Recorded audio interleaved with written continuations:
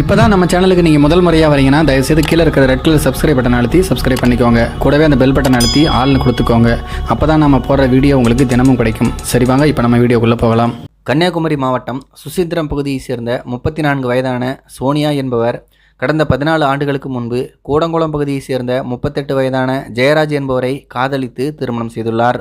ஜெயராஜ் ஓட்டுநர் தொழிலும் சோனியா அழகு நிலைய தொழிலும் செய்து வருகின்றனர். இவர்களுக்கு 12 மற்றும் 10 வயதில் 2 மகன்களும் இருக்கிறார்கள்.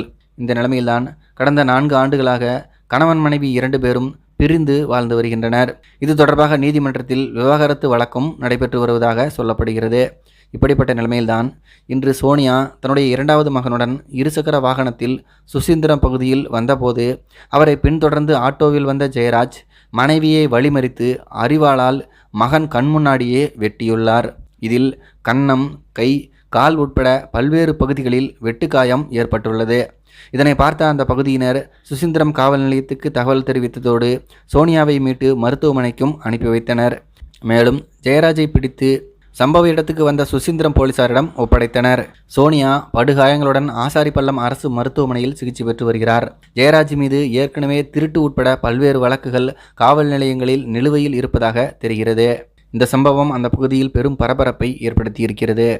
இந்த ஆள் ஏன் இப்படி சைக்கோ மாதிரி நடந்துக்கிறான்? அவங்களோட பிள்ளைங்க 2 பேர் இருக்காங்க. அந்த பிள்ளைங்களுக்கு ஒரு அம்மா வேணும். அதுக்காகவாவது இவன் எதுவும் பண்ணாமல் இருந்திருக்கலாம்ல. அப்படி என்ன கோபம், அப்படி என்ன இதுன்னு தெரியலையே. இதை பற்றி உங்களுடைய கருத்துக்கள் என்ன அப்படிங்கிறது கீழே இருக்கிற கம்பாஸில் தெரியப்படுத்துங்க. மேலும் இது போன்ற வீடியோக்களை பார்க்க நம்முடைய சேனலை சப்ஸ்கிரைப் பண்ணிக்கோங்க. நன்றி, வணக்கம்.